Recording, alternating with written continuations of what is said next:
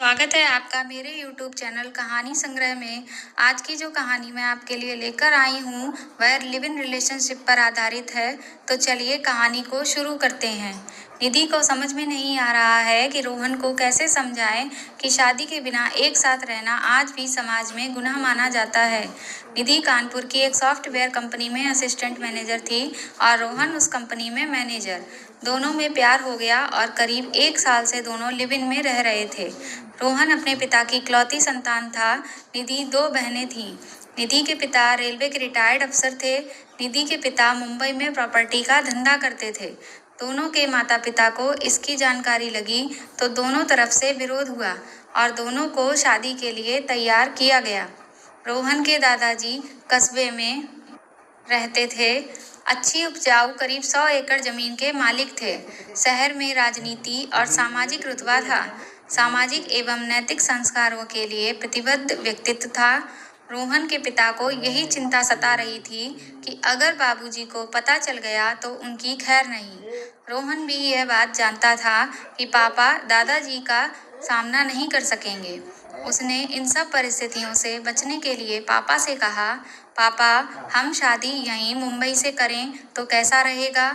ये निर्णय तो बाबूजी ने बहुत पहले कर लिया है बेटा कि तुम्हारी शादी हमारे शहर से ही होगी। इसमें मैं कुछ नहीं कर सकता। पिता ने चिंतित स्वर में उत्तर दिया। लेकिन पापा वहाँ सब दकियानूसी लोग हैं। अगर उन्हें हमारे बारे में पता चला तो क्या होगा?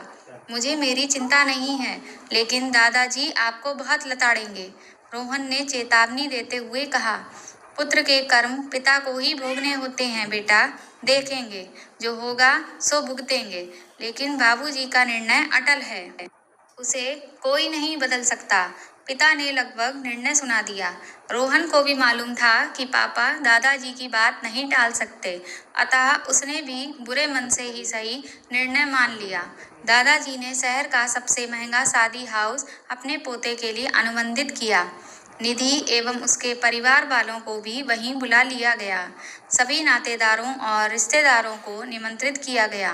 मेहंदी की रस्म चल रही थी। सभी मस्त थे व नाच गा रहे थे।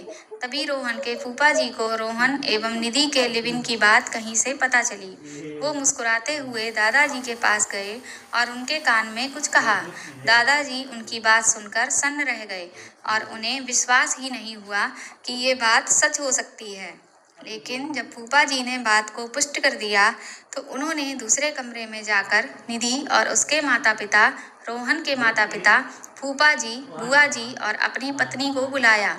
क्यों साले साहब, जब सब पहले ही हो चुका है तो यह शादी का नाटक कर हम लोगों का समय क्यों बर्बाद कर रहे हो आप? फूफा जी ने रोहन के पिता को इंगित करके कहा। जीजा जी, वो ऐसा है कि मैं रोहन के पिता अपनी बात पूरी भी नहीं कर पाए कि इसी बीच दादाजी बोल उठे। क्यों बेटा, यही संस्कार दिए हैं अपने बेटे को? मैंने तो तुम्हें ऐसे संस्कार नहीं दिए थे। दादाजी ने अपने बेटे को लताड़ते हुए कहा। लेकिन दादाजी, इसमें बुराई क्या है? हमने प्रेम किया और साथ रहने लगे। रोहन ने अपना बचाव करते हुए कहा। बुराई इसमें बेटा यह है कि ऐसा सिर्फ जानवर करते हैं और हम शायद जानवर नहीं हैं। दादाजी ने बहुत ही तीक्ष्ण स्वर में उत्तर दिया। जो लड़की शादी से पहले ही अपना सब कुछ दूसरे को दे दे, उस पर कैसे विश्वास करोगी? भाभी, बुआ जी ने रोहन की मां को इंगित कर निधि के माँ बाप पर कटाक्ष किया। निधि का चेहरा तमतमा गया। वो कुछ बोलने वाली थी पर उसकी मां ने उसका हाथ दबा दिया। निधि के माँ बाप स्थिति की गंभीरता से वाकिफ थे, अतः उन्होंने चुप रहना बेहतर समझा। लेकिन दादाजी, आजकल महानगरों में ये सब आम है, इसे कानूनी वैधता भी है। रोहन ने अपना पक्ष रखते हुए कहा।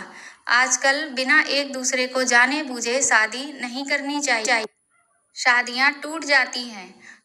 रोहन बेटा, ये भारत है, भारत की 80% जनता गांव, कस्बों व शहरों में रहती है, महानगरों में नहीं। भारत में संस्कार और सामाजिक मर्यादाएं निभाई जाती हैं।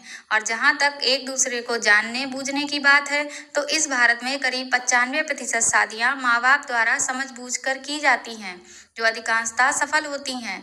क्या तुम्हारी दादी, तुम्हारी बुआ, तुम्हारी माँ इन सब ने लिव इन से शादी की है? क्या शादी से पहले ये एक दूसरे को जानते थे? क्या ये शादियां असफल हैं? दादाजी के तर्कों के सामने रोहन निरुत्तर सा हो गया। सिर्फ शारीरिक भूख मिटाने के अलावा लिव इन रिलेशनशिप का कोई औचित्य नहीं है। दादाजी ने रोहन को लताड़ते हुए कहा, हम जिस समाज में रहते हैं वह विवाह एक एग्रीमेंट नहीं है कि पसंद आया तो निभाया, नहीं तो छोड़ दिया। विवाह दो समाजों, दो संस्कृतियों, दो परिवारों और दो आत्माओं का मिलन है। हाँ, मैं विवाह में जातिवाद का विरोध करता हूँ, दादाजी ने वहां उपस्थित सभी को संबोधित करते हुए कहा। आज इस विवाह में करीब 10,000 लोग आ रहे हैं। क्या कोई बता सकता है कि वो सब यहाँ क्यों आ रहे हैं?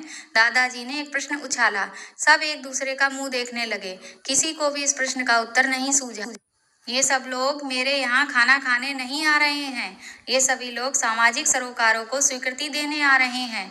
ये आज की परंपराएं नहीं हैं, अनादिकाल से ये पवित्र परंपराएं चली आ रही हैं और भविष्य में भी रहेंगी। बिना सामाजिक स्वीकृति के सिर्फ पशु ही संबंध बनाते हैं।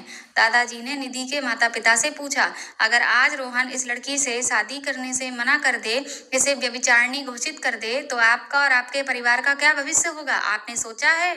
समाज को क्या आप मुंह दिखा सकते हैं? हर एक माँ बाप की जिम्मेवारी होती है कि वह अपनी संतानों के क्रियाकलापों पर नजर रखे और अगर कहीं वो गलत कर रहे हों तो उन्हें रोके। अगर आपने निधि को टोक दिया होता तो आज ये सब बातें आपको नहीं सुननी पड़ती। दादाजी ने निधि के परिवार को नसीहत देते हुए कहा, हमें समाज में विकृति फैलाने वाली, समाज को तोड़ने वाली और व्यक्तिगत स्वार्थ और सुख केंद्रित कुरीतियों को बढ़ावा नहीं देना चाहिए। इससे परिवार, समाज और राष्ट्र का नुकसान होता है। दादाजी ने पूरे प्रकरण पर पटापेक्ष करते हुए कहा, अब इस संबंध में कोई चर्चा नहीं होगी और सब लोग हर्षपूर्वक विवाह की तैयारी करो। दादाजी ने सबको निर्देशित करते हुए कहा। रोहन के पिता और निधि के पिता ने दादाजी से क्षमा याचना की और उन्हें अपनी गलती का एहसास हो रहा था कि काश उन्होंने निधि और रोहन को इस कुरीति के बारे में आगाह किया होता। लेकिन वे खुश थे कि सब ठीक ठाक हो गया। जब सब लोग उस कमरे से निकल गए तो दादाजी ने दादी के कान में कहा, क्यों, लिव इन में रहोगी मेरे साथ? दादी शर्माते हुए बोली, दादा और पोता एक जैसे हैं। बाहर मधुर शहनाई गूंज रही थी। तो दोस्तों, ये कहानी आपको पसंद आई या नहीं, इसको कमेंट बॉक्स में ज़रूर बताइएगा। और अगर आप मेरे चैनल पर नए हैं तो मेरे चैनल को सब्सक्राइब करिए, इस वीडियो को ज़्यादा से ज़्यादा शेयर करिए और लाइक करिए।